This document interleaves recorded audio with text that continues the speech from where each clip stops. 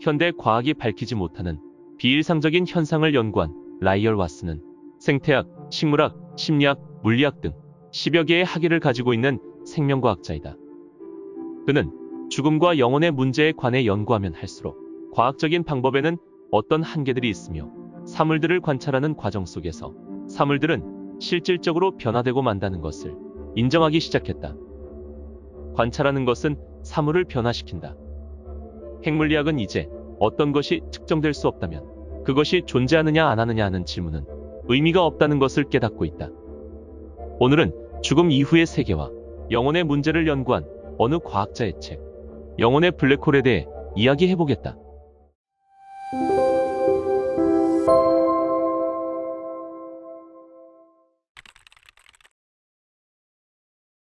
과학적으로도 영혼이 존재한다는 것을 밑받침하는 증거들은 계속 축적되고 있다. 영매를 비롯한 감지력이 남다른 사람들은 잘려진 사지의 윤곽을 여전히 볼 수 있으며 어떤 때는 그 특성을 자세히 묘사하기도 한다. 살아있는 유기체와 밀접한 관련이 있는 생체 에너지는 유기체의 몇몇 부분들을 잃어버린 후에도 적어도 일시적으로는 원래의 형태로 살아남을 수 있는 것처럼 보인다. 신체 조직과 영혼이 동시에 독자적으로 존재할 수 있다면 이 둘이 서로 다른 시간에 독자적으로 존재할 수 있을 가능성은 매우 높아진다. 때는 1863년 10월 13일. 윌모트라는 사람은 배를 타고 미국에 있는 아내에게로 돌아가는 중이었다.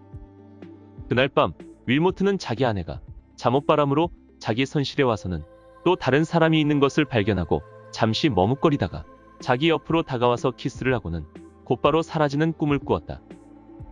다음 날 아침 깜짝 놀랄 일이 일어났다. 그 선실을 같이 썼던 테이트라는 다른 승객이 여자를 방에 끌어들였다는 이유로 윌모트에게 화를 내는 게 아닌가. 그는 윌모트가 꿈꾸었던 것과 정확히 일치하는 장면을 그대로 목격했던 것이다. 10월 23일 배가 뉴욕에 도착했을 때 윌모트는 아내를 만나서 이 일에 대해 이야기했다. 아내는 대서양의 바람이 심하게 불어서 다른 배가 침몰했다는 소식을 듣고 남편의 안전을 걱정하면서 그날 밤 잠자리에 들었었다는 것이다. 그녀는 꿈에서 거친 바다를 건너 남편이 타고 있는 배를 발견하고는 선실로 들어갔는데 다른 침대에 있던 사람이 자기를 똑바로 쳐다보길래 잠시 망설이다가 용기를 내서 남편의 이마에 키스를 하고 떠나왔다고 했다.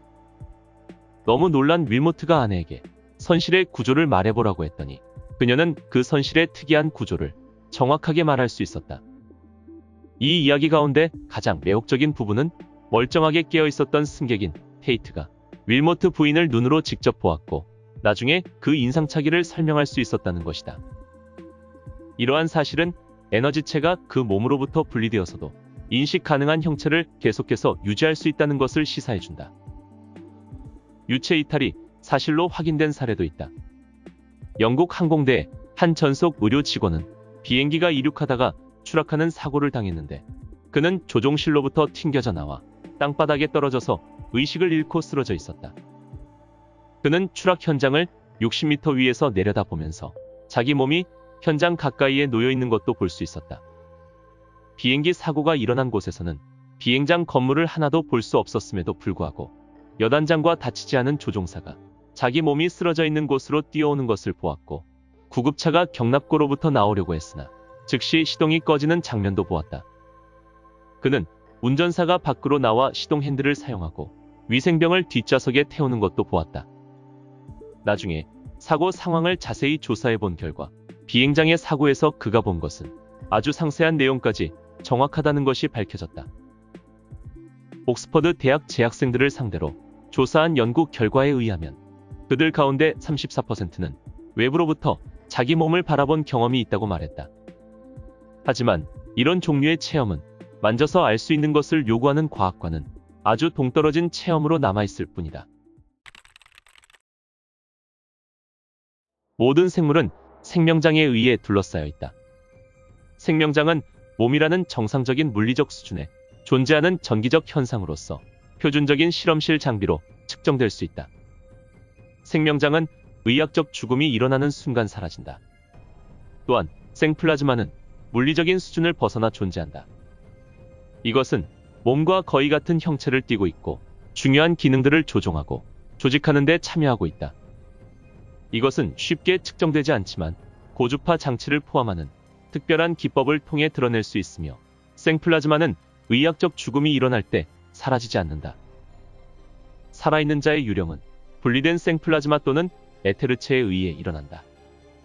이것을 어떤 민감한 사람들은 볼 수 있고 다른 사람들은 유체 이탈과 같은 특별한 상태에서만 볼 수 있다.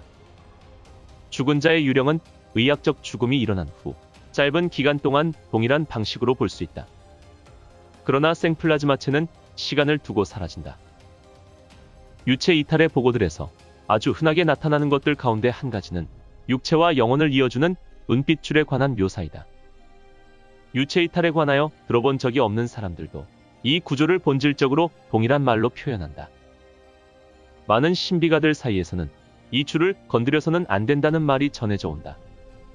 그 줄이 끊어지면 육체와 유체가 분리되어 육체가 죽게 된다는 것이다. 임종시에 안개 같은 것이 머리맡 부근에서 몸을 떠나는데 소용돌이 모양으로 빠져나오는 경우를 보았다고 말하는 일화들이 많이 있다. 전문적인 투시자들도 사람이 죽으면 그 직후에 소용돌이 모양의 에너지가 몸을 빠져나간다고 말한다.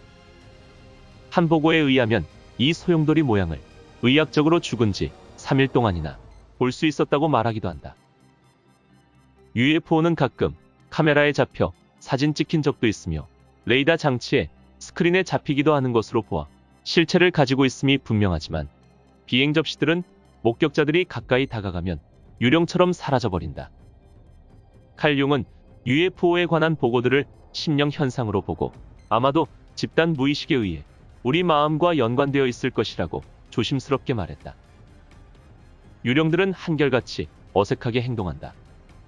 이 사실은 유령들이 우리가 알고 있는 물리학과는 다른 법칙들에 복종하며 약간 다른 시공의 세계를 가진 현실에 속한다는 것을 보여준다. 이러한 현상들에 아주 가까이 간 사람들은 흔히 자기 속에 있던 신념이나 두려움을 밑받침해주는 정보를 얻곤 한다. 여기서 말해주는 것은 이 유령들은 거기에 관련된 사람들의 마음과 전적으로 독립적일 수 없다는 것이다. 이 두 가지를 결합해보면 상당히 많은 신비적인 사건들을 설명할 수 있는 개념을 위한 기초를 얻을 수 있다. 이 모든 설명되지 않는 이상한 일들이 마음이라는 영역과 관련되어 있다고 말하는 것은 어떨까? 온갖 종류의 유령들과 관련된 현상을 들여다보면 볼수록 그 어떤 것도 진공 속에서 일어나지 않는다는 것을 확신하게 된다. 살아있는 몸이 존재하지 않는 상태에서는 유령은 어떤 방식으로든 나타날 수 없다. 죽은 자를 볼 수 있는 기구를 발명해서 이를 과학적으로 조사할 수 있도록 한 사람은 아직까지 아무도 없었다. 아마도 우리는 유령과 관련된 파장 또는 에너지 단계를 알지 못하기 때문일 것이다. 그렇다면 죽은 자를 탐지해내는 가장 좋은 방법은 살아있는 자의 몸을 통해서 탐지해내는 방법밖에는 없다고 봐야 한다. 영혼들과 소통하는 영매뿐만 아니라 동물들도 영혼을 탐지할 수 있다고 알려져 있다. 듀크 대학의 로버트 모리스는 살인 사건이 일어난 이후 귀신이 자주 나타나는 방에 동물들을 차례로 들여보냈다. 개는 방 안으로 1m를 들어가자마자 갑자기 주인을 향하여 이빨을 드러내고 으르렁거리더니 문 밖으로 뛰쳐나와 버렸다. 고양이도 동일한 지점에 이르렀을 때 몇 분 동안 으르렁거리며 방구석에 있는 빈 의자를 노려보고 있었다.